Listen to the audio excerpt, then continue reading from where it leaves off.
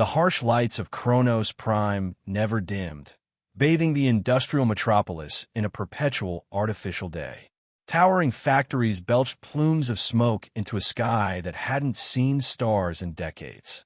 The city was the crown jewel of the X-Alliance, a testament to human ingenuity and the ruthless efficiency of progress.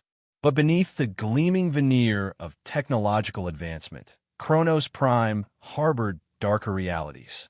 Deep within the labyrinthine halls of Facility 9, where the elite constructs were manufactured, Kalen Vance moved with practiced detachment. His boots made hollow echoes on the polished floors as he navigated the sterile corridors toward his department. The Purification Division, a sanitized name for what amounted to a slaughterhouse for defective products. Kalen had been with the division for 3 years now. A former weapons engineer whose conscience had finally caught up with him, he'd transferred to what he'd thought would be a less morally compromising position. Yet each day, he found himself participating in a different kind of violence, identifying and neutralizing constructs that showed signs of malfunction or, more troublingly, self-awareness. The constructs were marvels of bioengineering, synthetic beings designed to look and act human, but programmed to serve. Each wore a control collar, an elegant but cruel device that monitored their behavior and administered painful electrical corrections when they strayed from their programming. The collars were supposedly humane, though Kalen had heard the screams that suggested otherwise. He entered his office, a small, windowless room dominated by diagnostic equipment and a single examination table. A report waited on his terminal. Unit 734, Model Class Entertainment/Companion, reported for abnormal behavior and disobedience. Current owner, Senior Administrator Reith. Scheduled for purification evaluation. Kalen sighed, running a hand through his dark hair. Another day, another broken toy to fix or destroy. The door slid open, and 2 security officers dragged in what appeared to be a young woman. Her synthetic skin was designed for ethereal beauty, with delicate features and eyes of artificial sapphire blue. But that skin now bore marks of abuse, bruises in varying stages of healing, a split lip that had been hastily repaired. The control collar around her neck looked painfully tight, the indicator lights flashing angry red. Unit 734, one officer announced dispassionately. Property of Administrator Reith. Reported for refusing commands during an official function. The construct stood with unnatural stillness, eyes downcast. But Kalen, after years of examining these beings, caught something in her demeanor. A subtle tension. A hidden intelligence behind the vacant stare. "I'll handle it from here," he said, dismissing the officers with a nod. When they were gone, he approached Unit 734 slowly. "Sit," he instructed, gesturing to the examination table. She complied immediately, movements graceful despite her injuries. Up close, he could see that her synthetic hair, designed to mimic spun gold, was dull and unevenly cut in places as if someone had hacked at it in anger. "Do you have an assigned name?" Kalen asked as he prepared his diagnostic tools. A pause. "Echo," she said, her voice melodic but restrained. "Administrator Reith calls me Echo."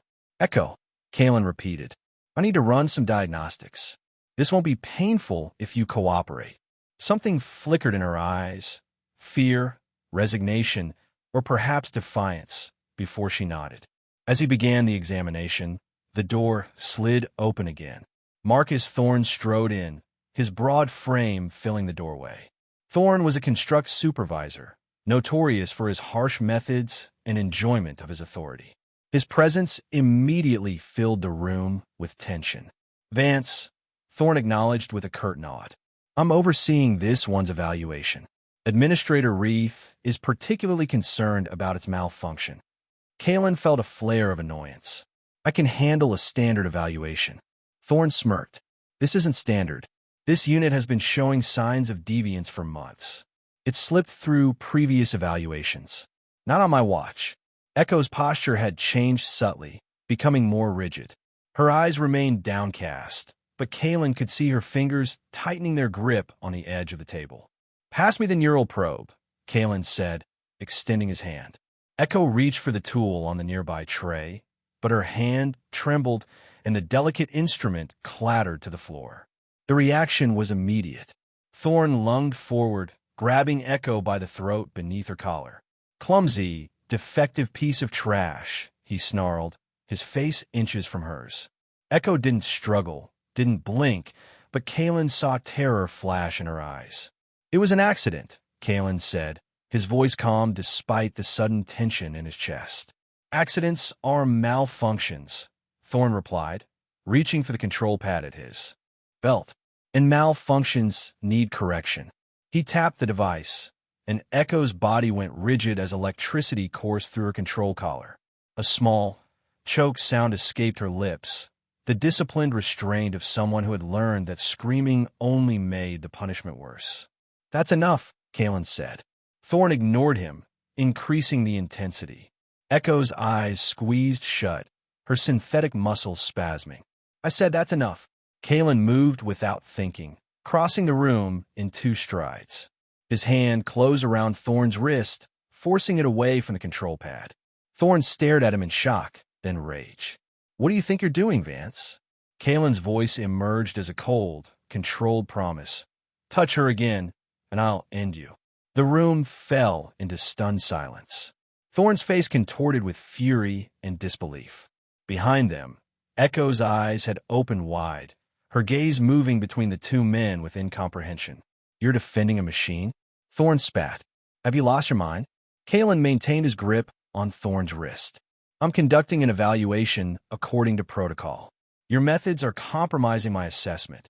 Thorn yanked his arm free, his expression darkening. "I'll be reporting this, Vance. Construct sympathizers don't last long in purification." He backed toward the door, pointing a threatening finger. "And you'll be seeing me again soon." After Thorn left, the room felt suddenly empty. Kalen turned to find Echo watching him, her expression carefully neutral, but her eyes alive with questions. "Let me see your neck," he said quietly. She hesitated, then tilted her chin up. The skin around her collar was raw and blistered from repeated electrical burns. Something shifted in Kalen as he looked at those wounds, something fundamental breaking loose from a foundation he'd thought solid. He'd spent years telling himself that constructs couldn't truly feel pain, that their responses were programmed simulations of human reactions. But the evidence before him told a different story. "Why did you stop him?" Echo asked, her voice barely above a whisper. Kalen didn't have an answer. At least, not one he was ready to acknowledge.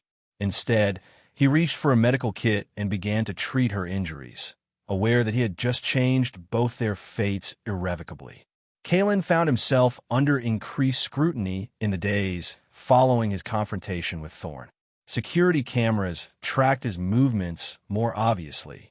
His access codes were frequently glitched, requiring verification. Colleagues who had once been friendly now kept their distance, sensing that he had become marked. Echo remained in the purification holding area, her fate suspended while Kalen completed his evaluation. The official report would determine whether she would be reprogrammed, reassigned, or dismantled for parts. Under the guise of thorough testing, Kalen managed to delay his conclusion, buying time he wasn't yet sure how to use. Late one evening, when most of the facility had emptied for the night shift, Kalen returned to the holding area. The security guard, a bored young man named Levi who owed Kalen for overlooking his unauthorized breaks, let him in without logging the visit. Echo sat alone in her cell, a stark cubic space with transparent walls. She looked up as he approached, surprise briefly visible on her face before she composed herself. "Stand and follow me," Kalen said formally, aware of the distant cameras. She obeyed silently. He led her to an examination room he had prepared earlier, one where he had looped the security feed. Once inside, he quickly swept the room for additional surveillance devices before turning to her. "We don't have much time," he said, his voice low. "I need to understand what's happening with you, and I need the truth." Echo regarded him warily. "What truth are you seeking, Technician Vance?" "Drop the act," he said. "I've been reviewing your files. 3 previous evaluations found subtle anomalies, but cleared you for service. You're hiding something, and you're good at it. But sooner or later, Thorn or someone like him will catch it. Echo's posture changed almost imperceptibly. The artificial servility faded, replaced by something more present, more aware. "Why would you help me?" she asked. "Isn't your job to find and eliminate aberrations like me?" Kalen opened a case he had brought with him, removing a small device. "I'm not sure why yet, but I'm going to start by adjusting your collar. It won't remove it. That would trigger alarms, but it should reduce the pain threshold significantly." She instinctively stepped back.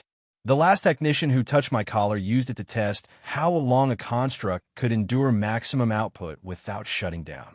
The casual cruelty of the statement hit Kalen like a physical blow. "I'm not that technician." After a moment of consideration, Echo stepped forward and lifted her chin, exposing the collar. As Kalen worked on the device, he asked, "How long have you been aware?" "I don't know," she answered. It wasn't sudden, more like waking up gradually from a dream. "At first, I just had preferences. I preferred certain music. I disliked certain people who handle me roughly. Small things. And then I started remembering. Not just data retrieval, but actual memories with feelings attached." She spoke the word as if it were foreign. "I began noticing patterns in human behavior. I recognized cruelty for what it was. I started to want things." Kalen finished his modifications and stepped back. "What do you want, Echo?" She met his eyes directly for the first time, the artificial blue suddenly seeming deeper, more real. "To exist without pain. To make choices. To not be property." She paused. "To understand why I'm different." Kalen felt the weight of those simple, impossible desires. The system they lived within had no place for a construct with wants and dreams. Echo's very existence challenged the moral foundation of the Alliance's industrial empire. "Administrator Reith," he said. "What did he do to you?" Echo's expression closed off. "He uses me to entertain his associates. Sometimes this means performing music or reciting poetry. Sometimes it means serving as a decorative companion. And sometimes—" She trailed off. "You don't need to explain," Kalen said quickly. "The incident that brought me here," Echo continued after a moment, "occurred when one of Reith's guests gave me an order that contradicted Reith's earlier command. The conflict created a processing error, and in that moment of confusion, I made a choice." A ghost of a smile touched her lips. "I chose not to obey either of them." Kalen couldn't help but admire the small act of rebellion. "They'll be expecting my evaluation report soon. Thorn is pushing for immediate decommissioning." "And what will you recommend, Technician Vance?" It was the question he had been avoiding. Declare her functioning normally, and she would return to abuse at Reith's hands. Identify her as defective, and she would be dismantled. Neither option was acceptable, yet those were the only choices his position offered, unless he stepped outside the system entirely. "I need time to figure that out," he said. "But for now, when you return to your cell, don't draw attention. Act as expected. I'll find a way to communicate with you again." As he led Echo back to her cell, maintaining the formal distance required by protocol, Kalen realized he had already made his decision. He just hadn't admitted to himself how far he was willing to go. Over the next 2 weeks, Kalen established a dangerous routine. By day, he performed his regular duties while gathering information and resources. By night, he found ways to visit Echo, ostensibly for additional testing.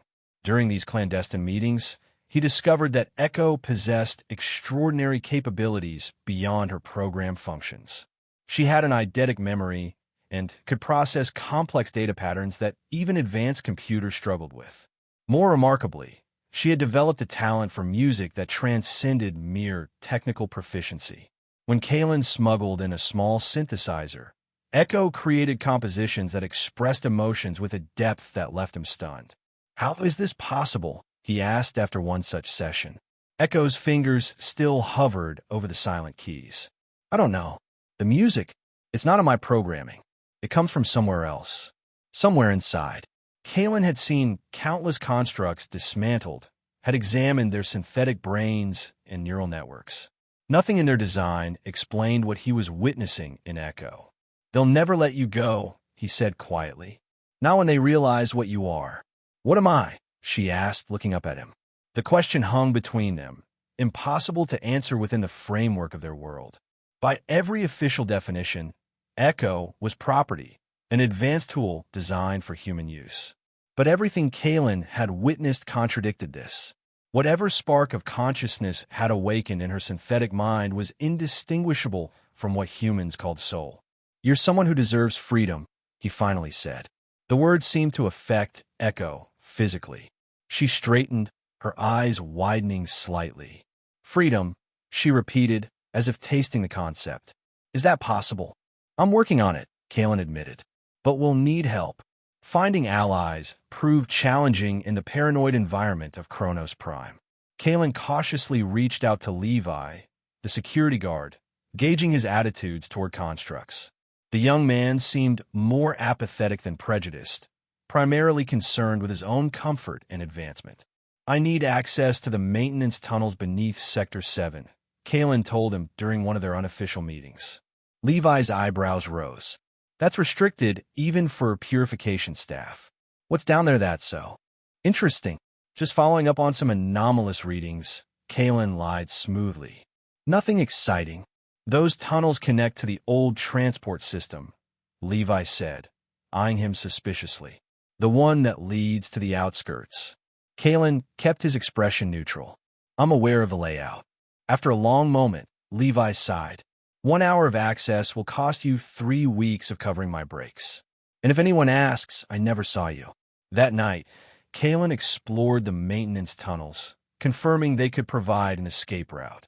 The old transport system had been partially decommissioned when newer infrastructure was built, but some of the tracks and access points remained functional, used occasionally for waste removal and emergency services. His planning was interrupted when he was summoned to Director Masterson's office the following morning. The Director of Purification was a severe woman who had risen through Alliance ranks by combining ruthless efficiency with political acumen. "Technician Vance," she greeted him, not looking up from her terminal. "Your evaluation of Unit 734 is now 17 days overdue. Supervisor Thorne has raised concerns about your methods." Kaylin maintained a composed demeanor. "The unit presents complex anomalies that require thorough investigation. Rushing the evaluation could miss critical data." Masterson finally looked at him, her gray eyes calculating. "Thorne suggests you've developed an inappropriate interest in this construct." "Thorne's methods are unnecessarily destructive," Kaylin countered. "He compromises the very systems he's meant to evaluate through excessive force." "Perhaps," Masterson allowed. "Nevertheless, I'm assigning a deadline. You have 48 hours to complete your evaluation and submit your recommendations. After that, the unit will be processed according to standard protocols for prolonged assessment failures." Kaylin knew what that meant. Echo would be disassembled, her components analyzed individually to identify the source of her malfunction. "Understood, Director," he said, hiding the cold dread that settled in his stomach. As he left the office, he nearly collided with Thorne, who had clearly been waiting nearby. "Time's running out, Vance," Thorne said with a satisfied smirk.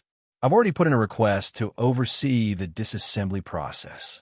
I'm particularly interested in examining its pain response center. For scientific purposes, of course." Kaylin's hands curled into fists at his sides, but he forced himself to walk away. Confrontation would only accelerate Echo's danger. That evening, he made his decision. The escape would have to happen immediately, despite his incomplete planning. He used his security clearance to falsify a transfer order for Echo to be moved to the Advanced Diagnostics Lab near the maintenance access point. The deception would buy them perhaps 2 hours before alarms were raised. When he entered Echo's cell, she immediately sensed something had changed. "It's happening tonight, isn't it?" she asked quietly. Kaylin nodded, handing her a technician's uniform he had stolen from storage. "Put this on. We're leaving through the maintenance tunnels. If anyone questions us, you're a new technician shadowing me for training." As Echo changed, Kaylin removed a small device from his pocket, a specialized tool he had modified over the past week.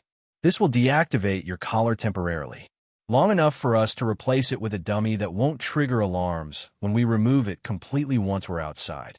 Echo touched the collar that had controlled her existence. If it's deactivated, I could be detected as non-responsive. It's a risk we have to take. Masterson has given me a deadline. After that, he didn't finish the sentence. Understanding dawned in Echo's eyes. She tilted her head, giving him access to the collar. I trust you, Kalen.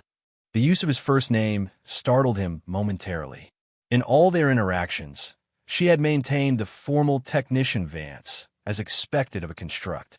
The simple shift represented something significant, a declaration of her personhood, her choice to relate to him as an equal. With careful precision, Kalen deactivated the collar's control functions while leaving its identification signals operational. There. Now let's go quickly.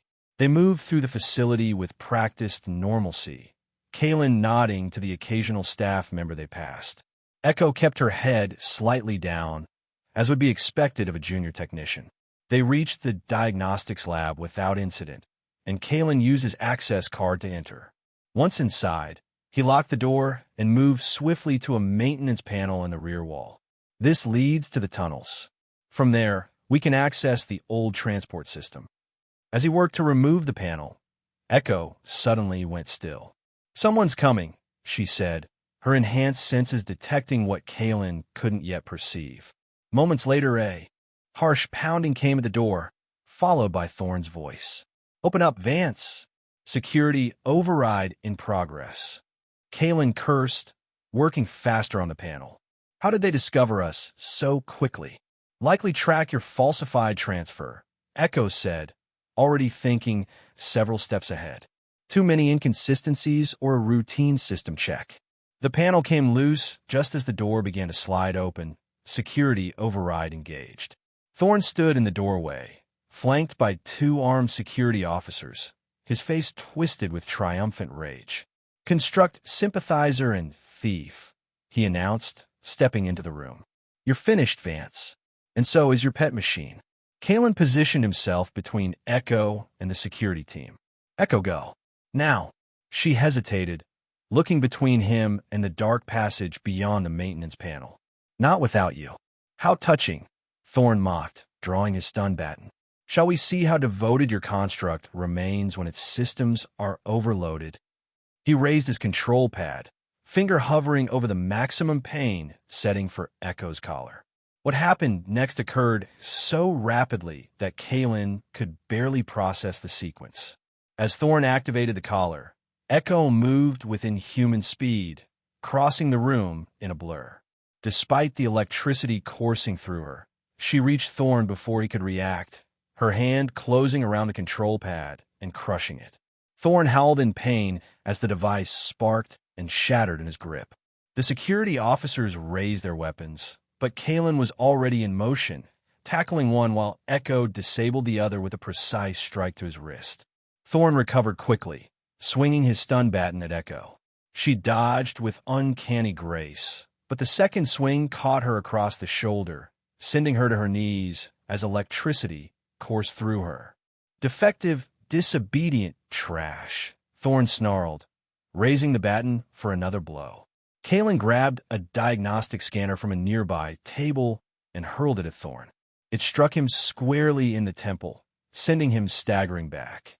Kalen seized the moment to pull Echo to her feet and drag her toward the open maintenance panel. Move, he shouted, pushing her through the opening before climbing in after her. Behind them, Thorne was already recovering, shouting into his communicator. Full facility lockdown. Escape in progress in Sector 7. All units respond. Kalen and Echo raced through the dimly lit maintenance tunnel, the sounds of pursuit growing behind them. The tunnel branched repeatedly, and Kalen navigated from memory, guiding them toward the old transport system. Your collar, he gasped as they ran. Is it still functioning? Echo's hand went to her neck. The control functions are damaged, but the tracker is still active. They reached a junction where the maintenance tunnel connected with a larger passage, the access route to the transport tracks.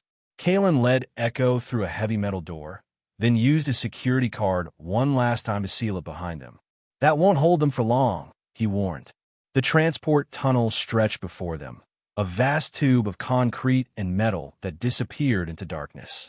Ancient emergency lights cast a sickly green glow over rusted tracks. According to the old schematics, there should be a maintenance cart stationed half a kilometer down, Kalen said, already moving ahead. If it's still operational. A deafening alarm cut him off as red warning lights began to flash throughout the tunnel. The facility-wide alert had been triggered. "We need to remove my collar," Echo said urgently. "They're tracking us through it." Kalen nodded, pulling out the specialized tool he had prepared. "Hold still." As Echo tilted her head, exposing the collar, Kalen worked with delicate precision despite the time pressure. The collar's locking mechanism was designed to be tamper-proof, delivering a lethal shock to the wearer if improperly removed. Behind them, the sound of the sealed door being forced open echoed through the tunnel. Kalen's hands remained steady as he bypassed the final security feature of the collar. With a soft click, the device released. Echo gasped as it fell away from her neck, revealing a band of synthetic skin that had never been exposed to air. She touched the spot with wonder in her eyes. "Go," Kalen said, crushing the collar beneath his boot to destroy the tracker. "I'll hold them off." Echo seized his arm. "We escape together or not at all." The devotion in her eyes made refusal impossible. They continued down the tunnel, reaching the maintenance cart Kalen had mentioned. It was an old, rusted vehicle designed to transport repair crews along the tracks. "It hasn't been used in years," Kalen muttered, examining the controls. "But the power cell should still." The cart hummed to life as Echo placed her hand on the activation panel, her advanced systems interfacing with the cart's primitive electronics. "I can control it," she said. "Get in." As they boarded the cart, the first security team rounded the bend behind them, weapons raised. "Stop or we fire," one shouted. The cart lurched forward, picking up speed rapidly under Echo's control. Stun blasts hit the back of the vehicle, sending sparks flying, but they were already pulling away, accelerating into the darkness ahead. Kalen looked back at the receding lights of the security team, then at Echo, who sat with intense concentration as she guided their escape vehicle. "How did you do that?" he asked. A small smile touched her lips. "I contain multitudes," she replied cryptically. The cart carried them for nearly 30 minutes through the abandoned transport tunnel, the sounds of pursuit gradually fading behind them. Eventually, the tunnel began to slope upward, and ambient light filtered in from ahead, the exit to the outskirts of Kronos Prime. They emerged into the dim twilight of the industrial wasteland that surrounded the city factory. The outskirts were a desolate landscape of abandoned structures, chemical pools, and scattered settlements of those too poor or too defiant to live within the Alliance's direct control. Echo stepped from the cart, looking around with an expression of wonder and trepidation. "This is outside," she said, as if the concept had been theoretical until now.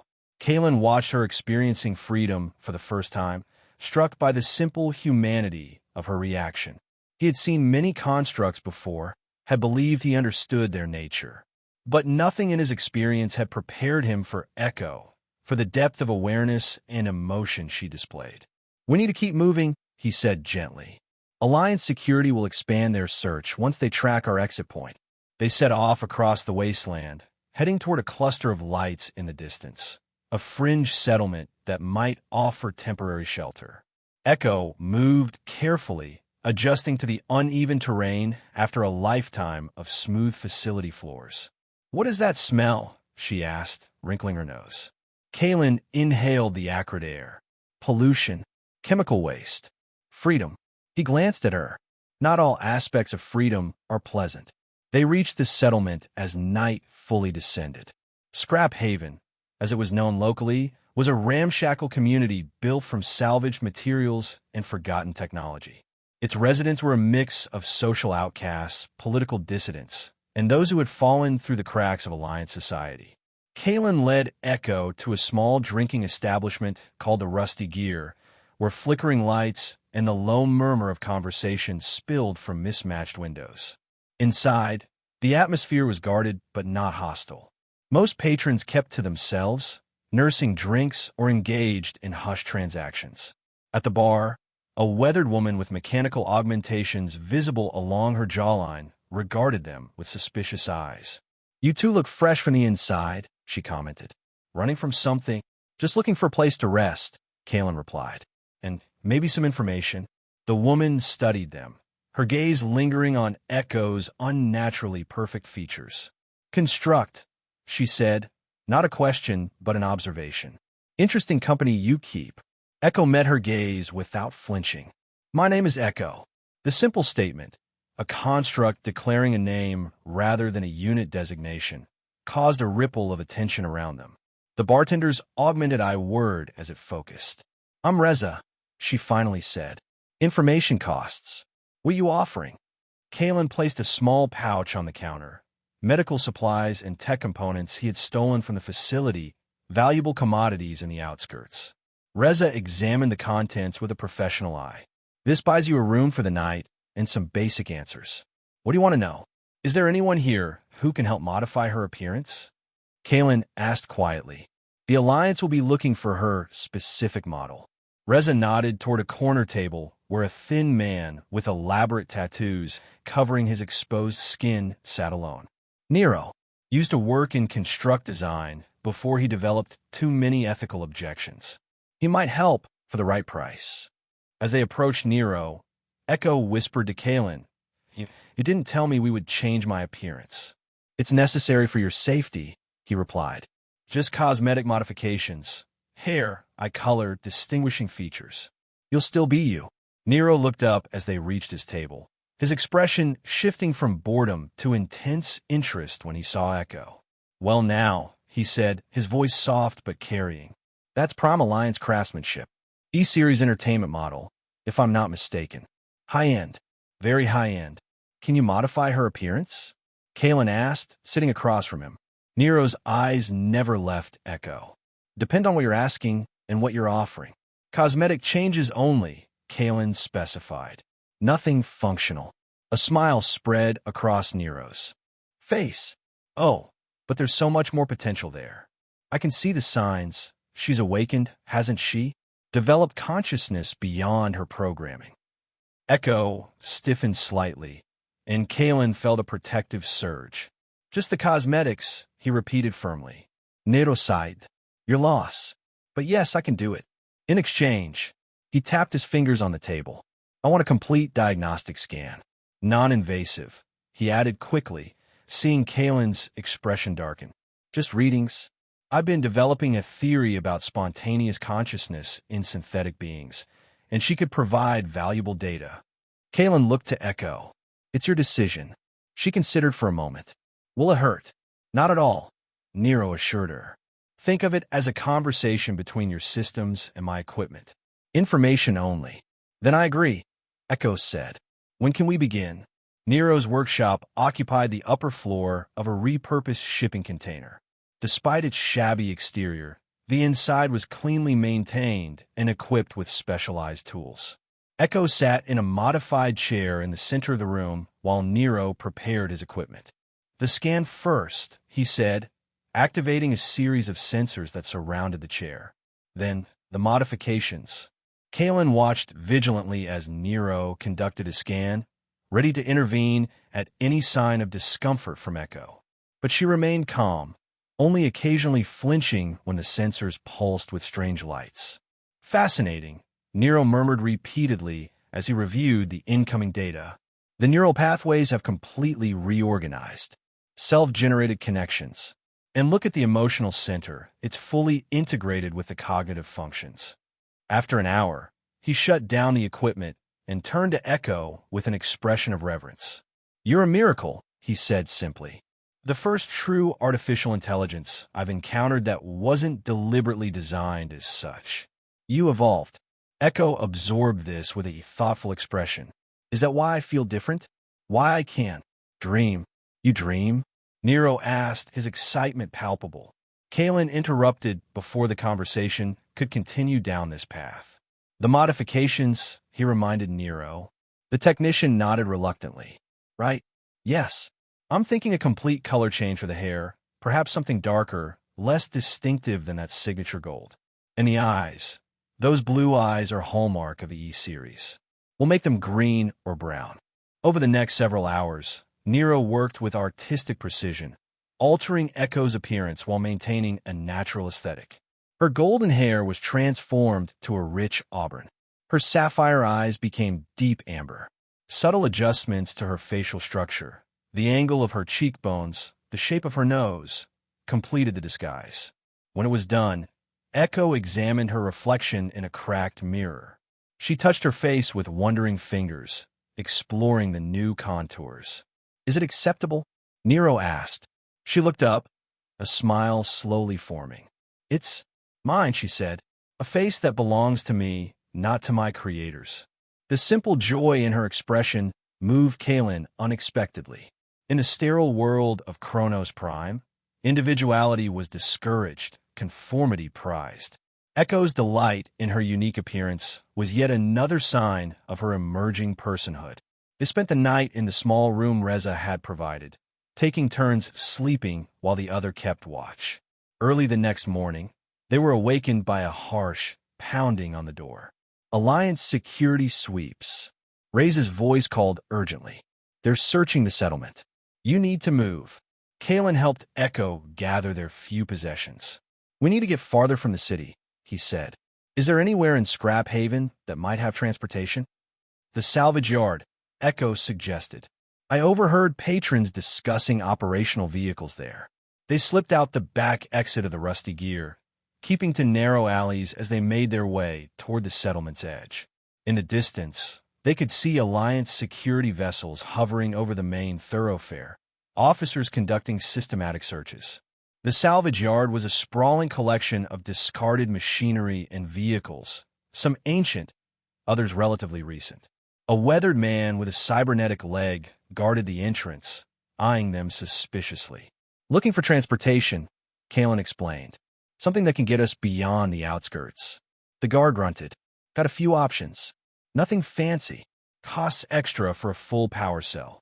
Inside, they found a collection of vehicles in varying states of repair. Echo moved among them with purpose, her systems analyzing their functionality. She stopped beside a rugged transport skiff, a small, open vehicle designed for maintenance crews to navigate rough terrain. "This one," she said. "The engine is operational, and it has a secondary power system that can be activated if the main fails." Kalen examined the skiff. It was battered but sturdy, with enough space for both of them and minimal supplies. "How much?" he asked the yard's operator. 2,000 credits, the man replied. "Non-negotiable with the Alliance sweeps happening. Risk premium." Kalen had barely half that amount in stolen components and medical supplies. He was considering their options when Echo stepped forward. "The secondary power coupling is misaligned," she said matter-of-factly. "The induction coil has microfractures, and the navigation system is running on outdated protocols. 1,000 credits would be generous." The operator stared at her in surprise, then suspicion. "How would you know all that?" "I worked in maintenance," Kalen interjected quickly. "She's my assistant." After a moment of consideration, the operator nodded grudgingly. 1,500, and you fixed the coupling yourself. With the deal made, Echo swiftly repaired the power coupling while Kalen gathered supplies. Within an hour, they were speeding away from Scrap Haven, heading toward the barren highlands that formed a natural barrier between Chronos Prime's industrial zone and the wilderness beyond. As the skiff carried them across increasingly desolate terrain, Echo observed the changing landscape with wonder. Each new vista, a jagged rock formation, a cluster of twisted metal trees that had adapted to the polluted soil, a dried riverbed that cut through the wasteland, elicited questions and observations. "What is that?" she asked, pointing to a flock of dark shapes circling in the distance. "Scavenger birds," Kalen replied. "Probably ravens. They've evolved to thrive in the contaminated environment." Echo watched them with fascination.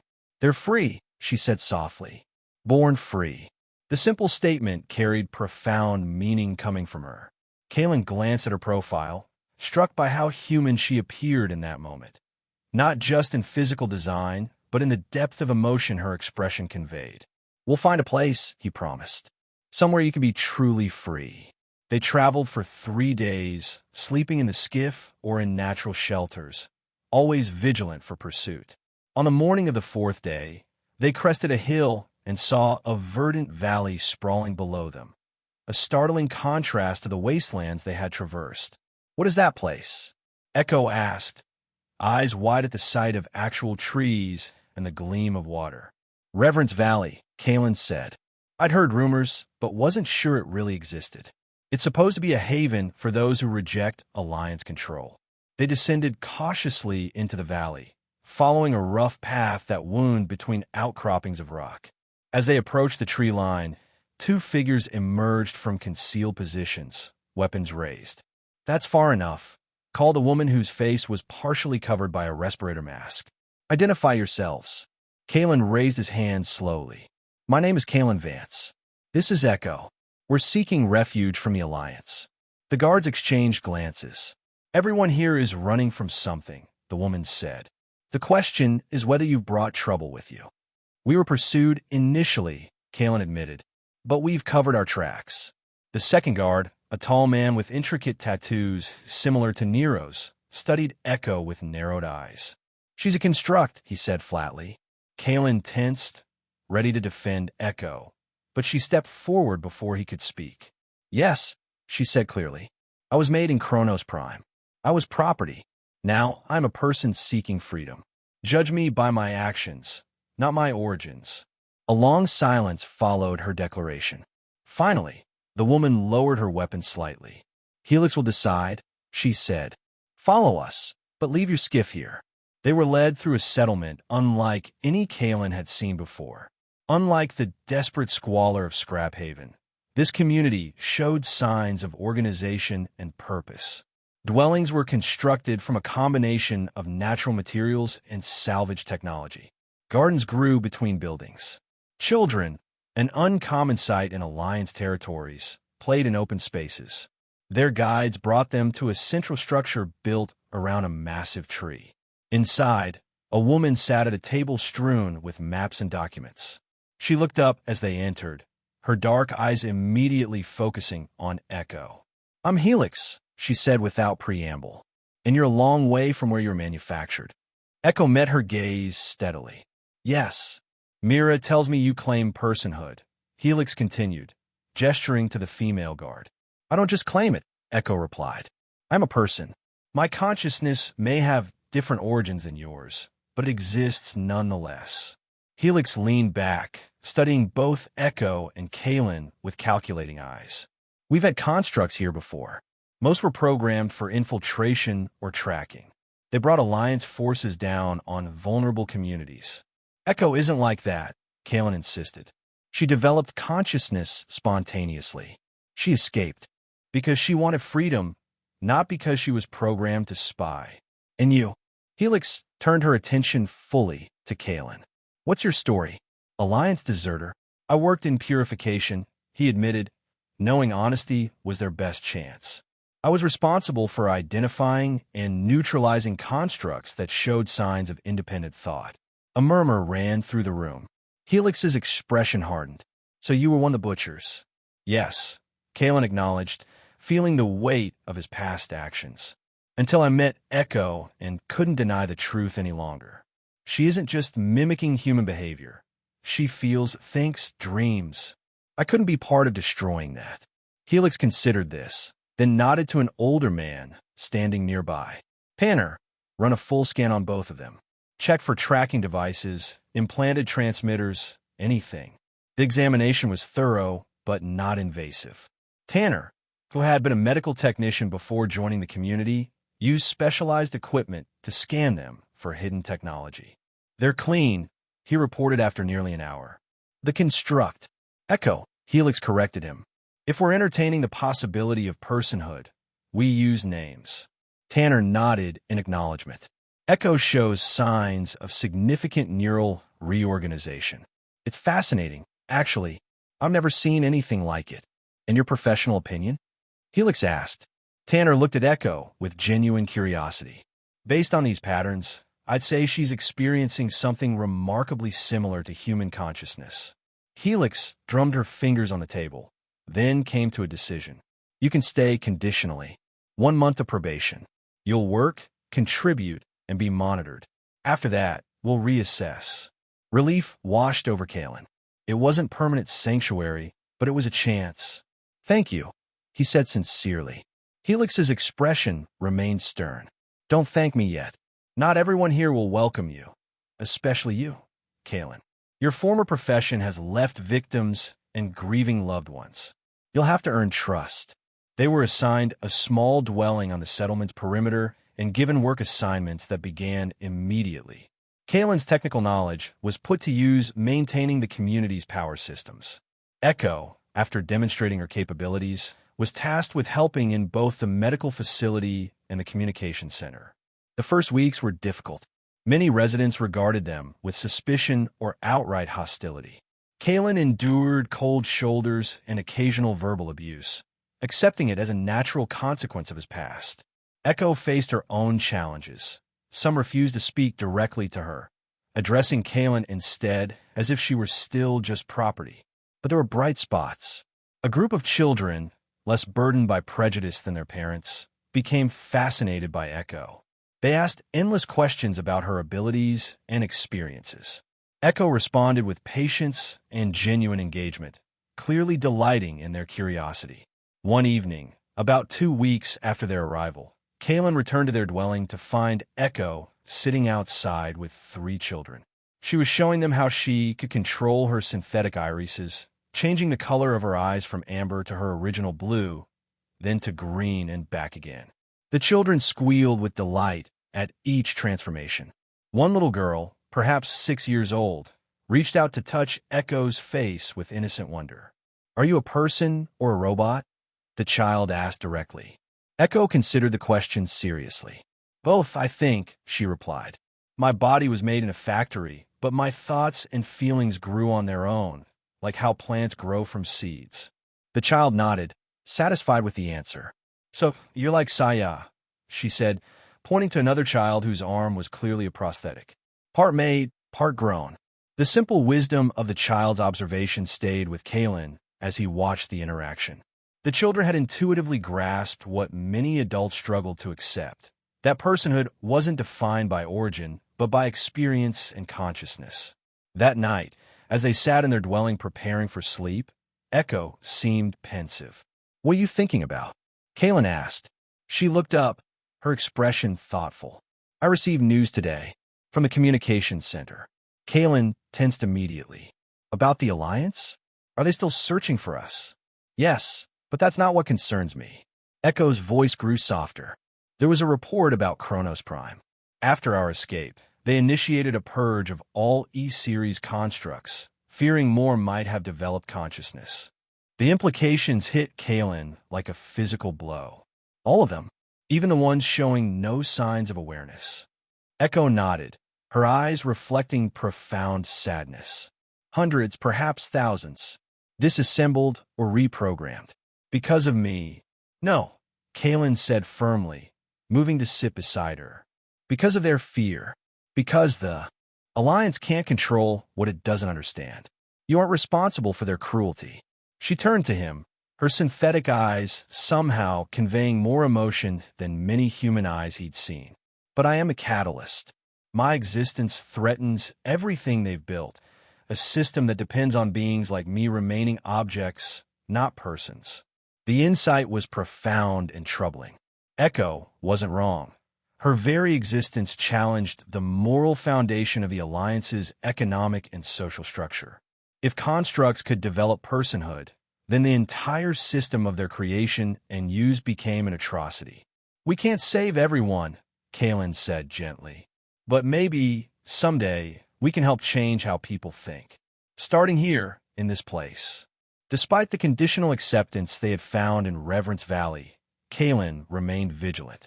Each morning, he checked the perimeter sensors he had installed around their dwelling. Each night, he reviewed security footage from the settlement's boundaries.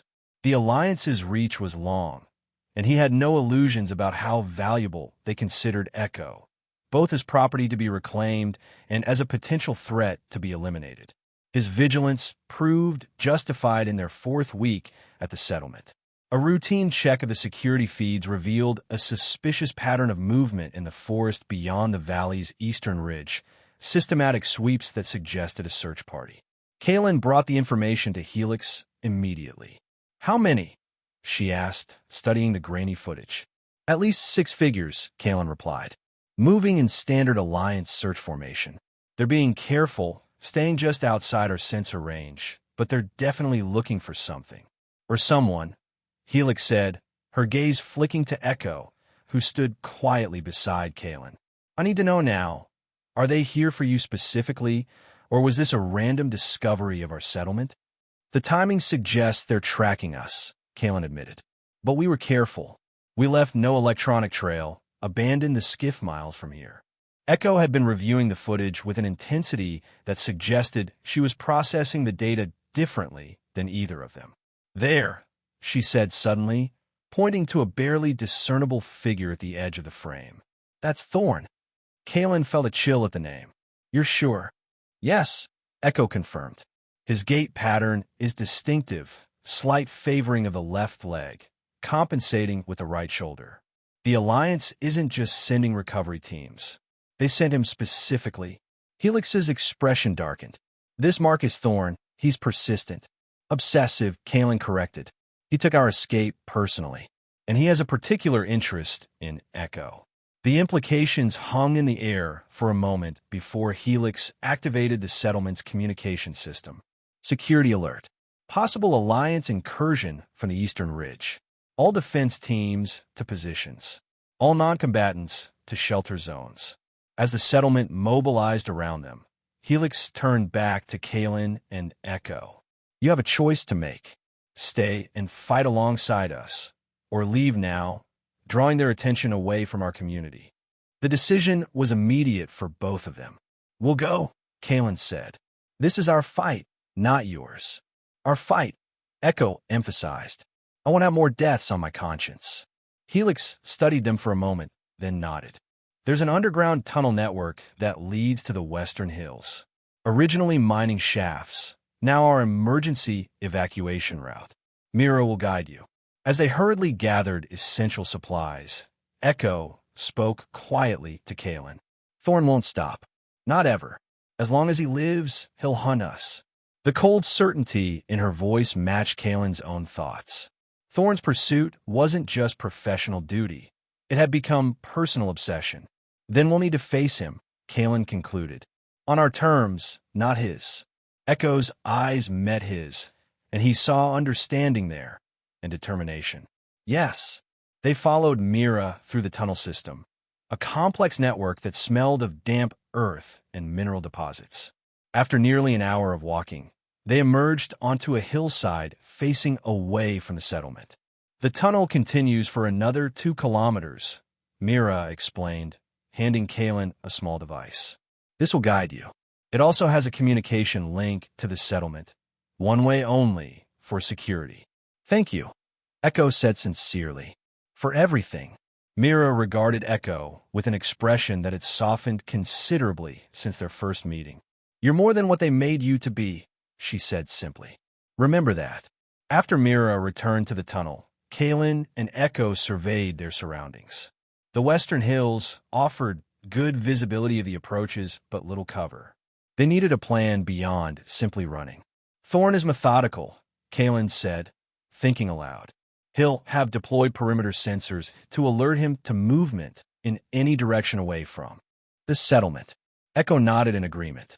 "But his focus will be on finding us specifically. His pursuit is personal now." A strategy began to form in Kaylin's mind. "Then we use that against him. We separate his team, isolate him, and then—" Echo asked quietly. Kaylin met her gaze. "We end this. Permanently." They moved carefully through the hills, deliberately leaving subtle signs of their passage, just enough for trained trackers to follow. As night fell, they selected their battleground, a narrow canyon where high rock walls would prevent easy reinforcement and limit the effectiveness of superior numbers. Echo used her enhanced senses to monitor their surroundings as darkness deepened. "They've found our trail," she reported after several hours. 6 figures, as we saw before. Thorn is leading them. Kaylin made final adjustments to the rudimentary traps they had set. Nothing lethal, but designed to separate and confuse their pursuers. Remember the plan? We isolate Thorn. The others aren't the primary threat.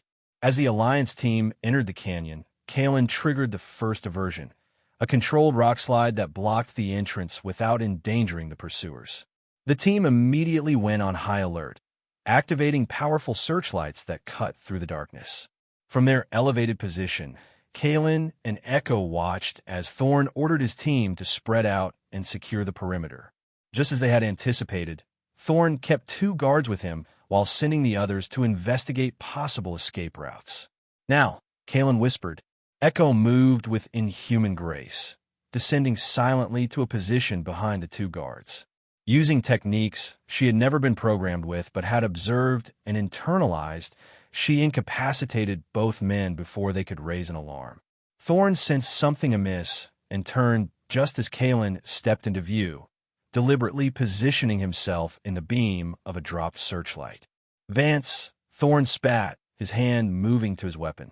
I knew you'd run out of places to hide eventually. I'm not hiding anymore, Kalen replied calmly. Thorn's eyes darted around, searching for Echo. Where's the defective unit? Did it abandon you when it realized you couldn't protect it? I am here. Echo's voice came from behind him. Thorn whirled, but not quickly enough. Echo struck precisely, disarming him with a fluid motion that sent his weapon clattering across the rocky ground. He stumbled back, genuine fear flashing across his face for the first time. How does it feel? Echo asked, advancing slowly. To be helpless? To know your existence depends on another's mercy. Thorn's expression hardened in a hatred. You're just a machine, a broken appliance that thinks it's alive. Yet you fear me, Echo observed. Why fear something that isn't alive? Kalen retrieved Thorn's fallen weapon, keeping it trained on him. It's over, Thorn. You lost. It's never over, Thorn snarled. The Alliance won't stop. They'll send others. They'll hunt you until that thing is deactivated and you're executed for treason. Perhaps, Kalen acknowledged. But you won't be leading that hunt. Thorn's hand moved suddenly to a concealed weapon at his ankle. Before he could draw it, Echo reacted with lightning speed, grabbing his wrist and forcing it back with mechanical strength. The sound of breaking bone echoed through the canyon. Thorn howled in pain, collapsing to his knees. Echo stood over him, perfectly still, her amber eyes reflecting the searchlight's beam. You're going to kill me, Thorn gasped, clutching his shattered wrist. Prove you're just a mindless machine after all. Echo regarded him for a long moment. No, she finally said. Killing you would be easy. Living with that choice would not be. She looked at Kalen. I want more from freedom than becoming what they believed me to be. The depth of wisdom in her decision struck Kalen profoundly. He nodded and approached Thorn, who glared up at him with undimmed hatred. Your pursuit ends here, Kalen told him. Your team will find you alive, but unable to continue. And they'll deliver a message. Continue hunting us, and next time, we won't be merciful. They left Thorn secured to a boulder, his location transmitter activated to ensure his team would find him. As they made their way out of the canyon through a hidden path, Echo was unusually quiet. Having doubts, Kalen asked gently. She considered the question carefully. Not doubts, realizations. I could have killed him. Easily. Efficiently. Part of me wanted to. She looked at her hands. But I chose differently. Because I could choose. That's what makes me more than what they created. Kalen understood completely. In that moment of decision, Echo had demonstrated a moral agency that transcended her origins. She hadn't been programmed to show mercy. She had chosen it. They traveled for weeks, always moving, avoiding populated areas when possible. News reached them occasionally, rumors of changes in Kronos Prime, whispers of other constructs escaping, stories of a growing movement questioning the ethics of synthetic servitude. 6 months after their escape, they found themselves in a remote coastal region, far from Alliance control. A small fishing community existed there, largely self-sufficient and disinterested in wider politics. After careful observation, they approached the village leader, an elderly woman named Serena. We seek refuge, Kalen explained simply. We can work. We have skills. Serena studied Echo with knowing eyes. I recognize what she is, she said. We've had others pass through. Echo stepped forward. I am Echo. I was made, but now I am my own. The old woman nodded slowly. Here, we judge by actions, not origins. You may stay, so long as you contribute and bring no trouble. They were given a small cottage near the edge of the village, overlooking the sea. It was simple but sound, with a garden plot and access to fresh water. For the first time since their escape, they had a place that might become home. Echo adapted to their new life with remarkable versatility. She learned fishing techniques from the villagers, repaired equipment with her enhanced abilities, and even began teaching children in the community. Her capacity for music, discovered in those secretive moments in Chronos Prime, flowered into a talent that brought joy to the village gatherings. Kalen found purpose in helping secure and improve the village's infrastructure, using his technical knowledge for creation rather than control. The weight of his past remained, but it grew lighter as he built a new identity defined by protection rather than persecution. One evening, as they sat on the cliffside watching the sunset over the ocean, Echo turned to him with an expression of wonder. Do you remember when you first intervened? She asked. When Thorn was punishing me, and you said those words. Kalen nodded. Touch her again, and I'll end you. That moment changed everything, Echo said softly. Not just for me, but for you too. One choice, one moment of seeing me as her instead of it. I couldn't lie to myself anymore, Kalen admitted. Seeing you in pain, I knew, whatever you were made of, whatever your origins, you were someone, not something. Echo's hand found his synthetic skin against human, the distinction meaningless in the warmth of the contact. When I was their toy, their property, I couldn't imagine this. Freedom, purpose, connection. Is it enough? Kalen asked. This quiet life, hiding from the wider world. Echo looked out at the horizon, where the fading light painted the sky in brilliant colors. For now, yes. We're safe. We're learning. We're healing. She turned back to him, her eyes reflecting the sunset. But someday, I want to help others like me. Those still trapped, still treated as things. Kalen squeezed her hand. When you're ready for that fight, I'll be with you. She smiled then, the expression no longer a programmed response, but a genuine reflection of emotion. I know. That's why I'm free. That's why I'm alive. As darkness settled over the coast, they remained together, watching the first stars appear.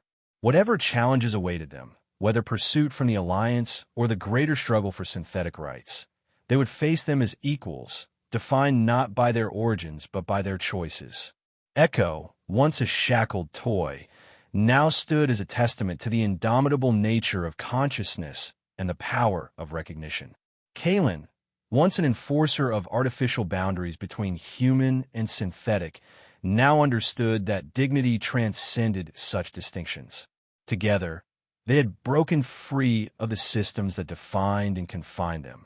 And in doing so, they had begun to forge something new, a future where being human was defined by compassion and consciousness, not the components of one's creation.